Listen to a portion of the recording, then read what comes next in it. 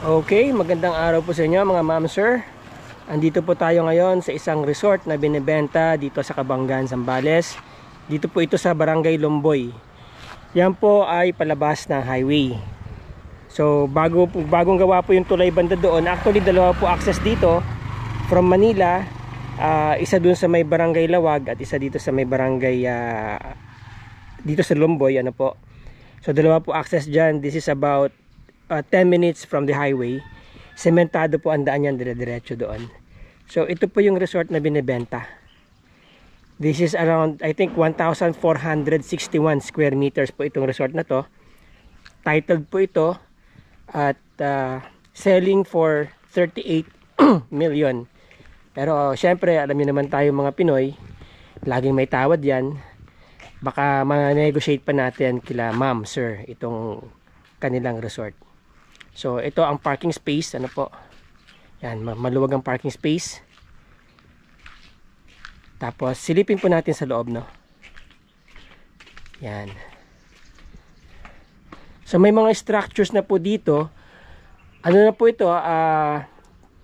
Turnkey operation po ito. Kumbaga kumikita na tong tong resort na to. Pagka nabili po ito ay dire-diretso lang po ang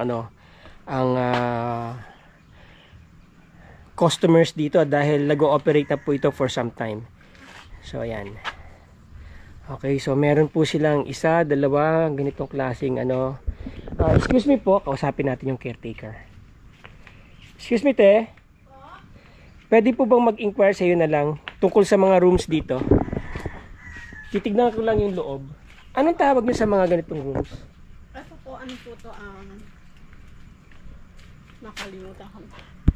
Greenhouse. Ay, ito po kasi ang greenhouse. Ito ang greenhouse. Greenhouse. Ito parang A-type, no, na kubo. Opo. Pwede bang makita? Okay po.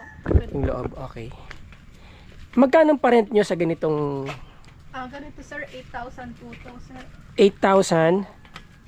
Good for 8 to 10 person po. Good for 8 to 10 persons. Okay, yun, no? May sariling CR, may sariling kitchen. May sarili ng CR, may sarili ng kitchen. Ang kitchen nandito sa likod. Opo.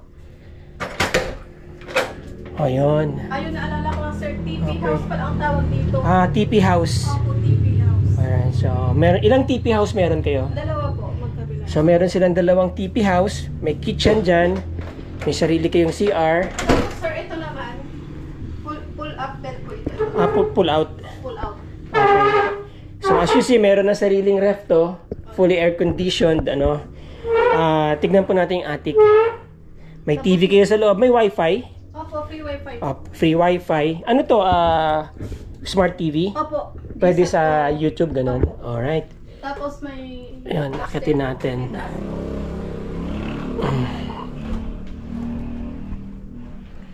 Okay, and then merong attic dito, ayan na. Yun. Yun. Okay. Medyo ingat lang sa pagbaba dito. Oo. Yan. So meron silang dalawang ganito. Ang parent po nito ay 8,000. Good for? 8 to 10 persons.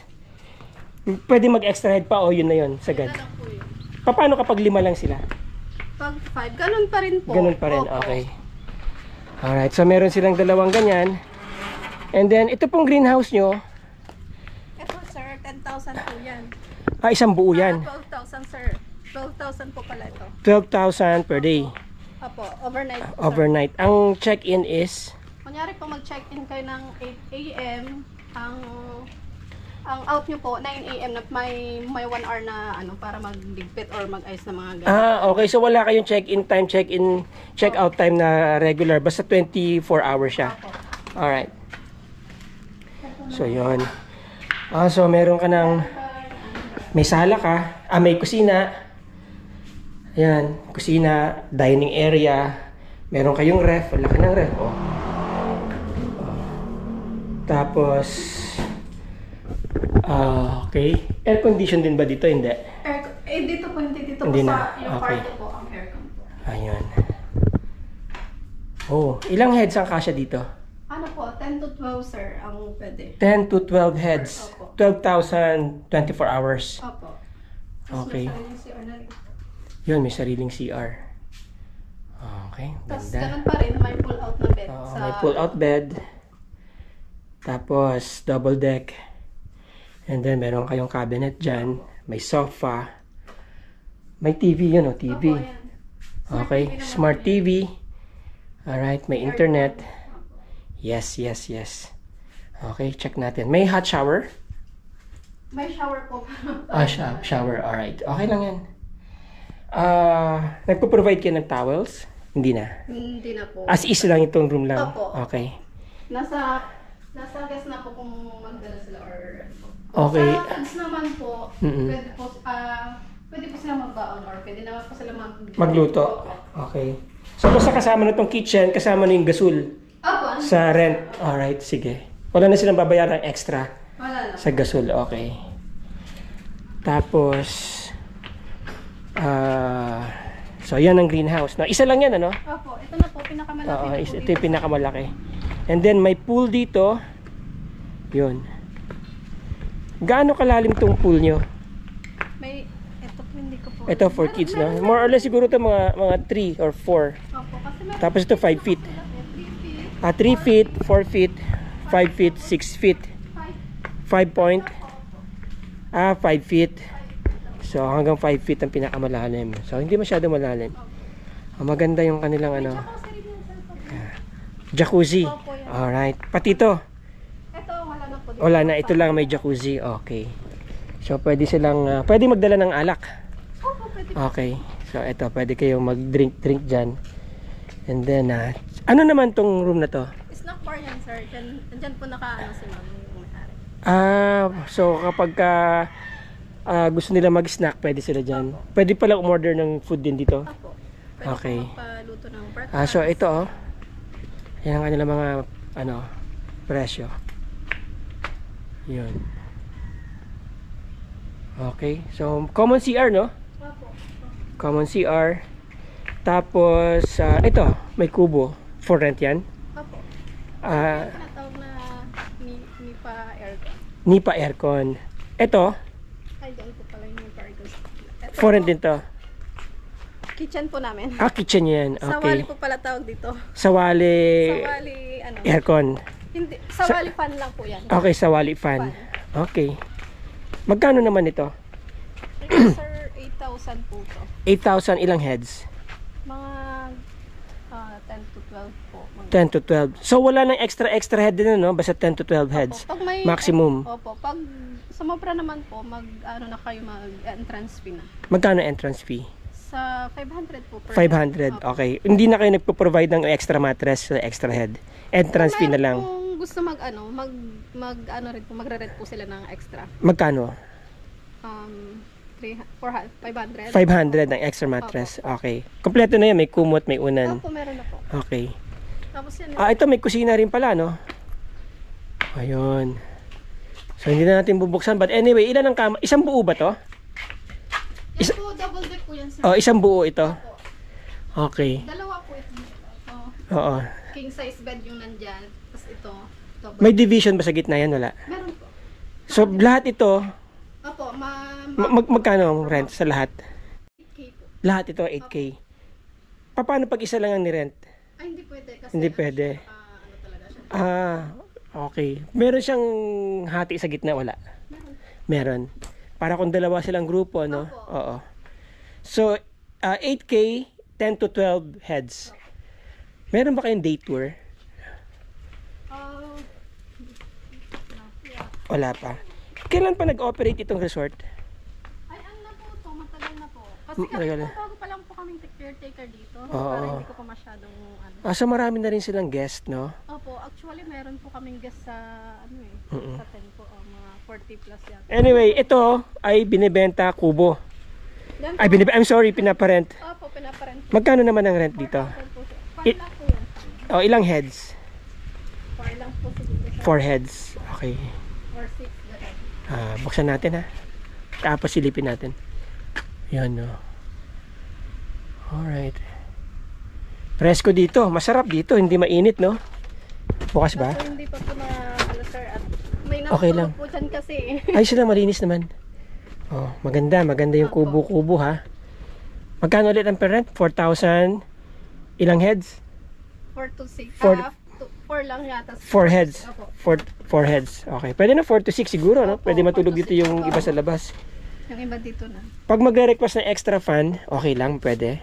Pwede naman po. May bayad 'yon. And, ewan ko lang po. Okay, sige. So may mga nyug na sila dito sa labas. Namumunga na yung nyug nyo ha. And then ayun, may mga aircon doon na kubo. Magkano naman ang aircon na kubo? 7K, 4 to 6 heads. Okay. So ganun din ang itsura, no? Pero Air conditioned lang. Oo. Yan, no? So nakabakod na po yung resort ha. Kung mapapansin niyo, ayan, no? Titled po ito. Again, titulado po itong resort na to. So ito, pinaparent din tong kubo na to. This is like, I think 7,000, ano? 4 to 6 heads. Pwede makita sa labas. So ito ang beach front nila. Ay sir, di ko dala yung susi. May susi Okay. Ito ang pinaka-importante yung beach fronts eh. Alright. So ayan. So bawal maligo kung lasing na po. Yan na. Bawal maligo sa malalim na parte ng dagat. Bawal maligo sa maalon na dagat. Oras ng pagligo sa dagat 6 AM to 6 PM. Yan, may mga emergency number nandito yan. Okay, well organized ang resort. Maganda po, no? So ito po yan. So nandyan po ang sunset. Dito ang sunset, kinuha lang yung susi, no? Nandito po ang sunset. At yan, ito po yung view ng resort sa labas. Yun, no? May mga pine trees na, may mga nyog na dyan. Okay.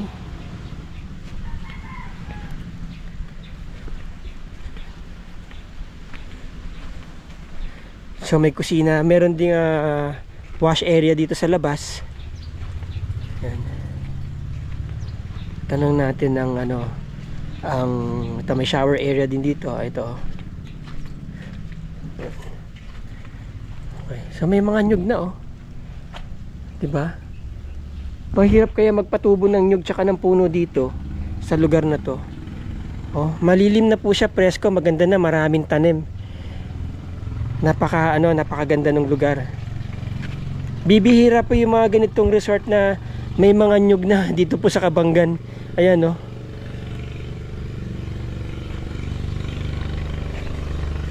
Right. Okay. Magkano ang rent ng kayak? 500 sir, 2 hours. 500. Ano pa mga activities na available dito? Ito po, pwede yung mag-volleyball. Volleyball, tapos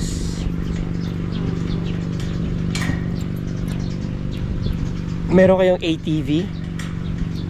Hindi, po, wala sir. pa. Banana boat.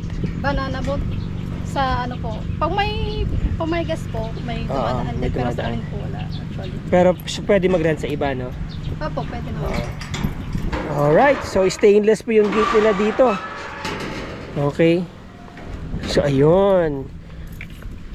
Ang maganda po sa resort na to, mga kaibigan, ma'am, sir, nakabakod na. Safe yung inyong mga guests or yung family nyo, no? Ibig sabihin, walang basta-basta pwedeng pumasok. Stray animals or whatever, 'di ba? Tapos kapag closing time na, pwede nyo nang isara yung gate. Yan. And then dito may banlawan. Ano banlawan to, no? Opo. Oo. Lalagyan po ng tubig yan. Lalagyan na, okay. Mga pagpaapo, pagpapasok. Yes, so sa gabi, pwede kayong mag-hang out dito. Ayan, oh. May kubo dyan. May pala-pala doon. Wala pong ibang pumupwesto dito sa harap. Ayan, pwede kayong mag-rent ng banana boat, oh. So ito yung beach front niya. Okay. So ayan po yung resort, no? May mga talisay tree na dyan. Meron ng coconuts. Okay. So ito po yung beach front. So a few meters away, beach na. Ayan, no? Ang katabi niyo po ay mga kilalang resort din. I think ito yung heritage na feature ko dati. Ayan, no? Tama, ayan yung heritage resort yata. Oo, tama, yan na yun. Tapos resort din po yung katabi. Ayan. So ito po ang ang beach front.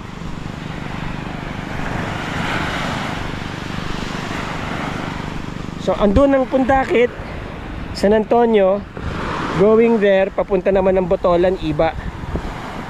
So ito ang beach Ambay.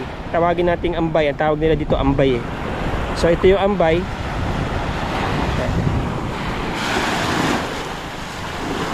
Hello sir. Unicorn boss. Oo. Sige lang per head. Di bale, sabihan ko sa kanila pero wala pa eh. 250 per head ang Arkila, banana boat. Magkano? 150 per head. Banana boat. Unicorn. Ay, yung unicorn na yun, 150 per head. Anong number nyo? Saan kayo makokontak? Ito po sa Manugang dito. Heritage. Oo. Okay, sige. Hindi, wag na, okay lang. At least alam nila, sasabihin ko na lang. Okay. Oo, sige. Alright. So, yun. Nandito ako. Oo. Mababaw po yan, dagat. Mukha lang malalim. Doon, maraming naliligo, oh. So, sabi nga ni Kuya, pwedeng mag-rent ng unicorn boat or banana boat. 150 per head. So, balik na tayo doon sa loob. So, again, mga ma'am, sir, no? For sale po itong resort na to. 1,461 square meters, kung di ako nagkakamali. Clean title po yan. Isa po na po ito sa mga matagal na resorts dito. Fully operational po ang resort. Meron na po silang customer base. Ang asking price po na may-ari ay 38 million. Pero syempre, negotiable pa po yan. Depende yan sa pag-uusap ninyo. Kung interesado po kayo, nandyan po yung aking Gmail address, email address, at yung aking Facebook link. Nandyan po sa description. Nandyan din po sa screen. Alright? At kung interesado kayo, i-connect ko kayo kagad sa may-ari, kila Ma'am Marife. Reason for selling is kailangan po kasi tinatanong ng pera for medical reasons. Ano po. So, yun, mga friends, mga ma'am, sirs, no? Kita nyo naman, ang ganda ng place, oh. Mainit ang panahon pero malamig dito sa lugar nila. Ayan, no? Oh. Okay. Bagong pintura po ang mga building at well maintained, ano?